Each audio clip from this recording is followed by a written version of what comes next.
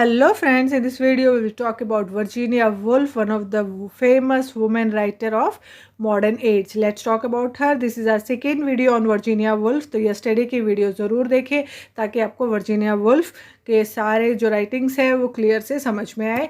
तो हम एक बार क्विक रिवीजन कर लेते हैं कि कल के वीडियो में हमने क्या किया था।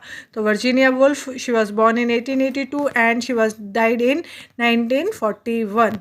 Okay, and the first work is The Voyage Out. The Voyage Out is the first work of Virginia Woolf, and the second is Jacob's Room, जिसमें कैरेक्टर जो है वो होता ही नहीं है, इनडायरेक्ट स्टडी है कैरेक्टर के ऊपर।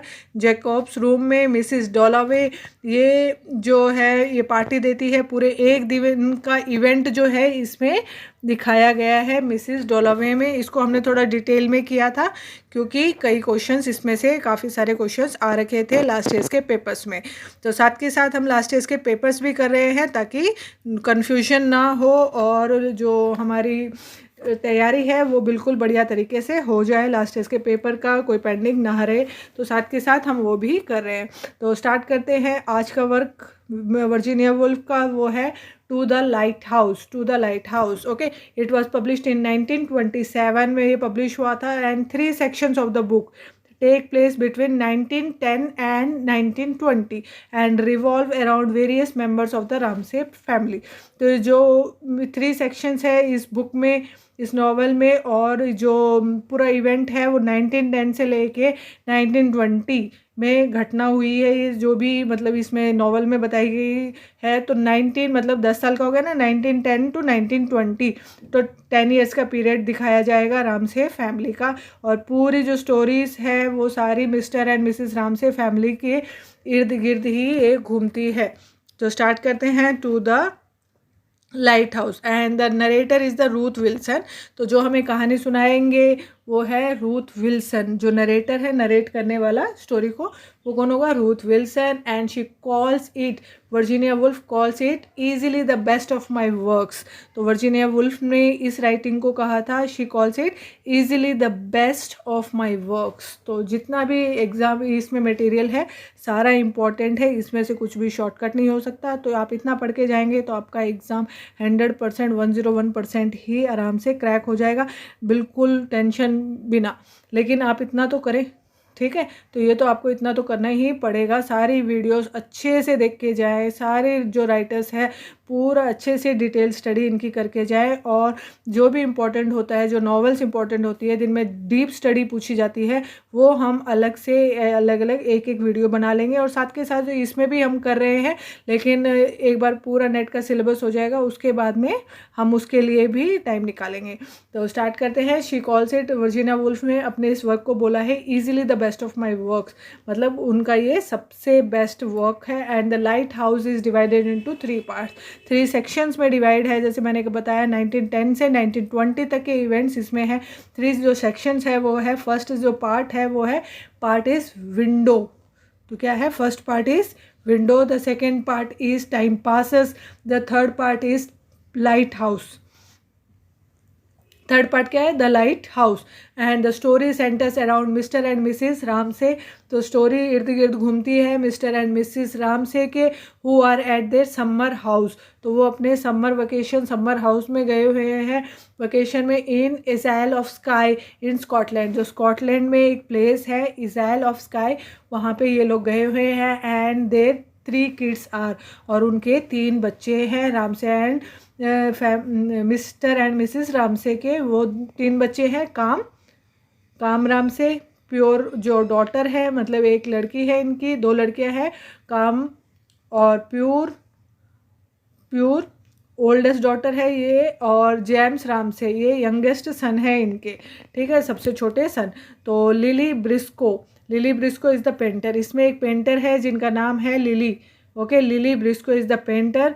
एंड जो विंडो है ना, जो फर्स्ट पार्ट है, open just before the start of the world war one जब हुआ था उसके पहले ये शुरू होता है। ये जो इसका फर्स्ट पार्ट है द विंडो, ओके।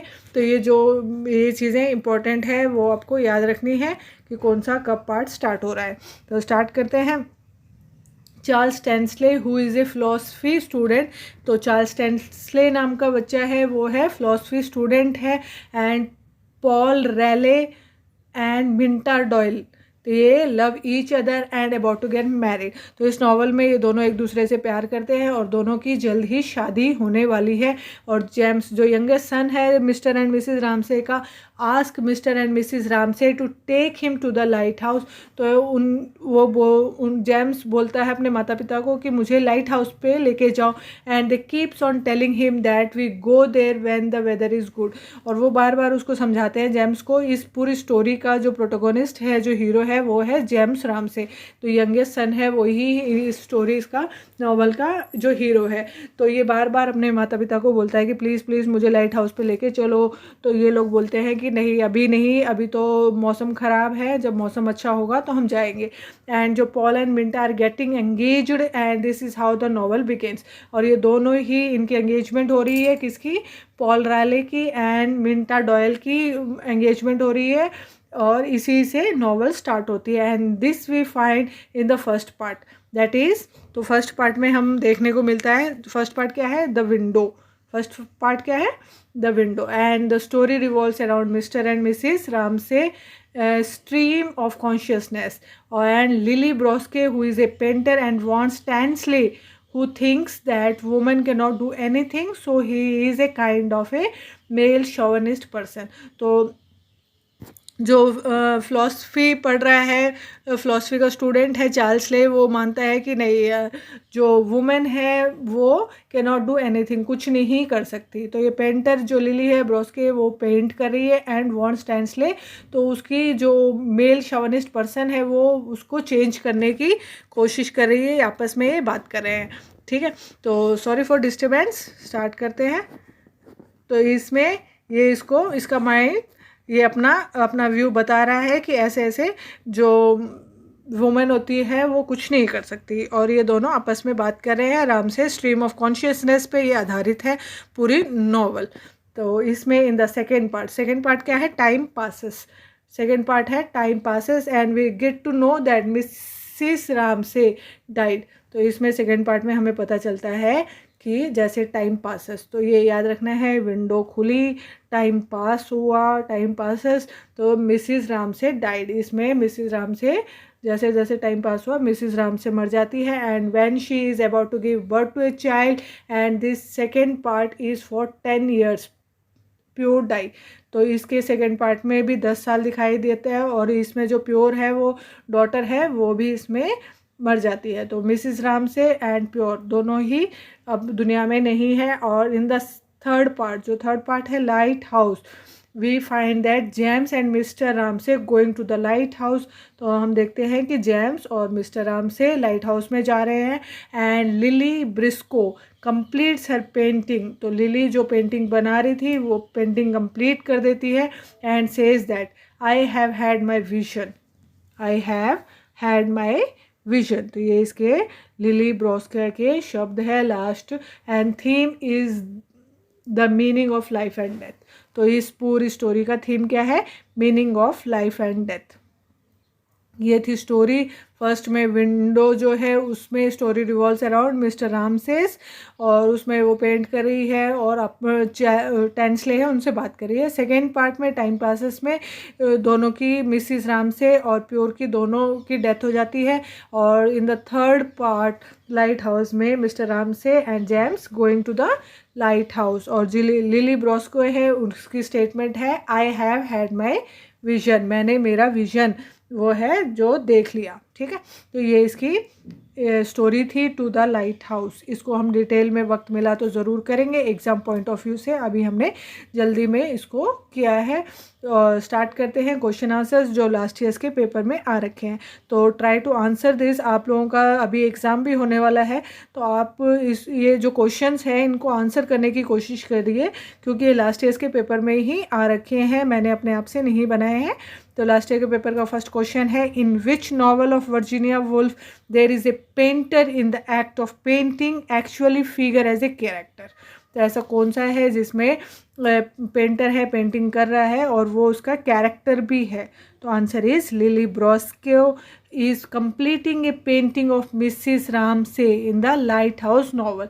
तो लिली ब्रॉस्को है वो कंप्लीट कर रही है किसकी पेंटिंग, मिसिस रामसे की, किसमें, कौन सी नॉवल में, in the lighthouse. Okay, in the lighthouse novel. The next question is in Virginia Woolf to the lighthouse, the lighthouse does not symbolise. तो क्या चीज़ है जो light house symbolize नहीं कर रहा। ठीक है, तो हम पहले देखते हैं कि क्या सिंबलाइज कर रहा है। तो first is permanence at the heart of change, permanence at the heart of change. The second is lighthouse also celebrate life in the heart of death. Lighthouse is there in first part, second part and third part. ठीक है, light house जो है तीनों ही part में है, नाम अलग हो ऐसे नहीं है कि द विंडो में लाइट हाउस का नाम नहीं आ रहा, लाइट हाउस तीनों ही पार्ट में है। And lighthouse is constant out novel, तो ये कॉन्स्टेंटली आ रहा है इसका नाम। ठीक है, तो ये लाइट हाउस तीनों ही नॉवेल्स में है। And lighthouse symbolises regenerativity, positivity of life. तो ये लाइट हाउस क्या सिम्बलाइज कर रहा है, पॉजिटिविटी ऑफ लाइफ। तो fourth is it symbolises order in the heart of chaos. Lighthouse is surrounded by the sea and it is full of chaos and it symbolizes order. Okay, तो मतलब it does not symbolize change in the unchanging world. Answer is it does not symbolize change in the unchanging world. तो next question है वो है, novel दी जाएगी आपको, to the lighthouse novel में लिस्ट में दिया गया है और लास्ट लाइन पूछी गई है। तो लास्ट लाइन क्या थी, लास्ट लाइन क्या थी, लास्ट लाइन ये थी, आई have had my vision, I have had my vision, ये इसकी लास्ट लाइन थी। तो यह आपको याद रखना है, इट वॉज डन। तो ये पूरी लिली ब्रॉस्को जो है वो क्या बोलती है, it was done, it was finished, yes she thought, laying down her brush in extreme फैटिक, I have had my vision. तो ये इसने लिली ब्रॉस्के जो पेंटर है इस नॉवल में, जो मिसिस रामसे की पेंटिंग बना रही है, वो ये लास्ट लाइन्स बोलती है। Okay, the next question is Virginia Woolf to the lighthouse begins with the piece of dialogue. तो एक डायलॉग दिया गया है कि ये डायलॉग से वर्जीनिया वुल्फ स्टार्ट हुई है। तो कौन सा है dialogue, yes of course it's fine tomorrow say Mrs. Ramsay, but you will have to be with the large, she added.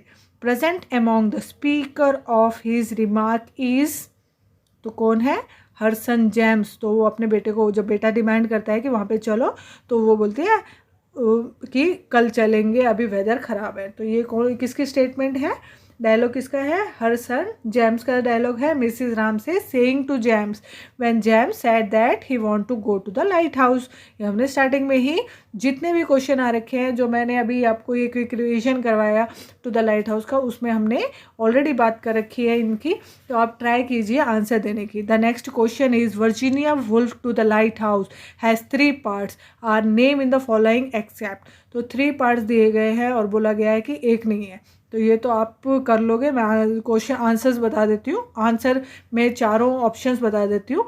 First option है time passes, second is window, third is sky, fourth is lighthouse. तो इतना तो समझ ही गए हैं आप, मुझे अच्छे से पता है कि स्काई रॉन्ग है, ऑड वन आउट, स्काई को आउट करो। तो इसके 3 पार्ट्स है, टाइम पासेस, फर्स्ट पार्ट है विंडो, याद रखना है, सेकेंड है time passes, third is lighthouse. Okay, तो नेक्स्ट क्वेश्चन है, the woman character who is an artist by profession in Virginia Woolf to the lighthouse is. तो woman character who is an artist कौन है, by profession in Virginia Woolf to the lighthouse, कौन है, artist कौन है, एक ही थी, lily ब्रॉस्को, lily ब्रॉस्को ये आर्टिस्ट थी। तो ये था हमारा वर्जीनिया वुल्फ का टू द लाइट हाउस। ये इसके क्वेश्चंस भी हमारे हो गए हैं और हमने इसको पढ़ भी लिया है, to the lighthouse novel, famous novel. तो स्टार्ट करते हैं। और ये हमने बुक्स में अपने स्कूलिंग टाइम पे, कॉलेज टाइम पे हमने कर भी रखा है, ऐसे नहीं कि हमने करा नहीं है। जैसे जैसे टाइम बीतता है तो हम भूल जाते हैं कि हमने क्या क्या करा था। तो काफ़ी सारे चैप्टर्स होते हैं, तो वैसे वैसे चला जाता है दिमाग से, लेकिन हमें भूलना कुछ भी नहीं है, सब कुछ याद रखना है। और मैं पक्का विश्वास दिलाती हूँ कि सब कुछ याद दिला दूँगी आप सबको। तो स्टार्ट करते हैं नेक्स्ट वर्क वर्जीनिया वुल्फ का। आपको मेरी वीडियोस अच्छी लगे तो प्लीज़ जल्दी से जल्दी चैनल को सब्सक्राइब कर लें जब भी वीडियो किसी की भी देखें आपको अच्छी लगे तो प्लीज़ लाइक ज़रूर किया करें, क्योंकि बहुत मेहनत लगती है बनाने में, बहुत अपना कीमती टाइम इसमें लगता है। तो कभी भी किसी की भी पसंद आए तो लाइक ज़रूर करें, अगर मेरी पसंद आ रही है तो मेरी भी हमेशा जब भी देखें लाइक ज़रूर करें। और कोई डाउट हो तो कमेंट करें, मोटिवेशन के लिए भी कमेंट करें, 2 बच्चे करते हैं तो बहुत अच्छा लगता है। तो और अपने फ्रेंड सर्कल में बच्चों शेयर भी ज़रूर करो, तो शेयर करोगे तभी तो पता चलेगा दूसरों को भी, और अपने प्लेटफॉर्म पे जितने बच्चे आएंगे उतना ही हौसला मिलेगा, मोटिवेशन मिलेगा, और कुछ और अच्छा बेहतरीन करने का जज्बा अंदर होगा। तो स्टार्ट करते हैं next work, Orlando. Okay, and it was published in 1928। ये पब्लिश हुआ था 1928 में। और ऑरलैंडो ए बायोग्राफी, इसका सबटाइटल क्या है? ऑरलैंडो ए बायोग्राफी सबटाइटल है। ओके, तो याद रखना है Orlando a biography is the subtitle. Next है, it was inspired by the family history of Woolf lover Vita Sackville West. तो जो वर्जीनिया वुल्फ के लवर थे ना, वीटा सैकविल वेस्ट, तो उनकी जो फैमिली हिस्ट्री के ऊपर है उसी से इंस्पायर्ड होके वर्जीनिया वुल्फ ने ये लिखा है। And it is about a man who changes sex. तो ये एक ऐसे इंसान के बारे में है जो अपना सेक्स चेंज करा लेता है, फ्रॉम मैन टू वुमेन, आदमी से औरत का, and lives for centuries meeting for 300 years a women. In this span he comes across various literary figures and keep on meeting them। तो सभी से मिलता रहता है,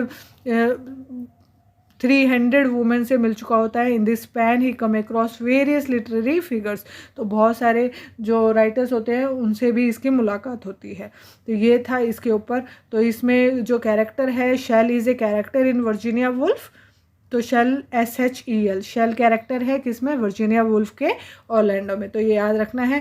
तो क्वेश्चन पूछ लेती हूँ मैं, लास्ट ईयर के पेपर में जो आ रखे हैं। क्वेश्चन है, first question is, Shel is a character in Virginia Woolf which novel? Shel is a character in Virginia Woolf which novel?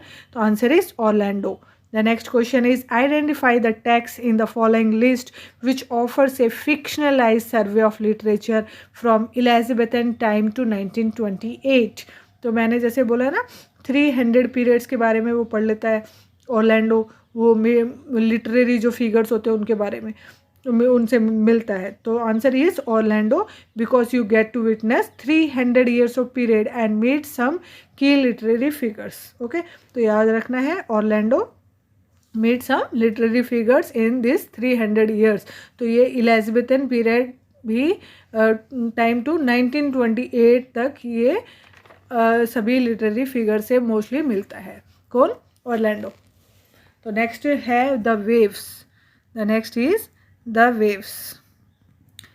The waves, it was published in 1931 में पब्लिश हुआ था। And it consist of the soliloquy spoken by 6 character.